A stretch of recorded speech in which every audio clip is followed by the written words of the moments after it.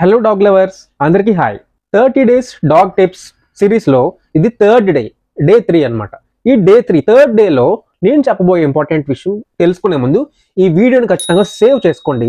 అలాగే ఫ్రెండ్స్కి, ఫ్యామిలీ మెంబర్స్కి ఖచ్చితంగా షేర్ చేయండి, సో వాళ్ళకి కూడా యూజ్ అవుతుంది. సో టాపిక్లోకి వెళ్తే డాగ్స్కి హ్యూమన్స్కి మధ్య ఉన్న ట్రస్ట్, అంటే పెట్ ఓనర్కి అలాగే డాగ్కి మధ్య ఉన్న ట్రస్ట్ బాండింగ్ ఉండాలి. ట్రస్ట్ ఉండాలి, బాండింగ్ ఉండాలి. సో అలా ఉండాలంటే ముందు నుంచి మీరు డాగ్ పప్పీగా ఉన్నప్పటి నుంచి ట్రైనింగ్ ఇవ్వడం స్టార్ట్ చేయాలి. ట్రైనింగ్ ఇవ్వాలి మంచి మంచి రివార్డ్స్తో, అలాగే మంచి మంచి ట్రీట్స్తో ట్రైనింగ్ ఇస్తూ ఉంటే, అలాగే మంచి మంచి కమాండ్స్ ఇస్తూ ఉండాలి. SIT, come, stay, down. So ఇటువంటి, అలాగే మీరు మీ పెట్ని నేమ్తో పిలిచి ఆ నేమ్తోనే అలవాటు చేయాలి. సో ఇది ఒక ట్రస్ట్, ఒక బాండింగ్ ఏర్పడుతుంది పెట్ ఓనర్కి డాగ్కి మధ్య. అండ్ ఇంకొకటి ఏంటంటే, డాగ్ని ప్రతిసారి తిట్టడం కానీ కొట్టడం కానీ చేయకూడదు.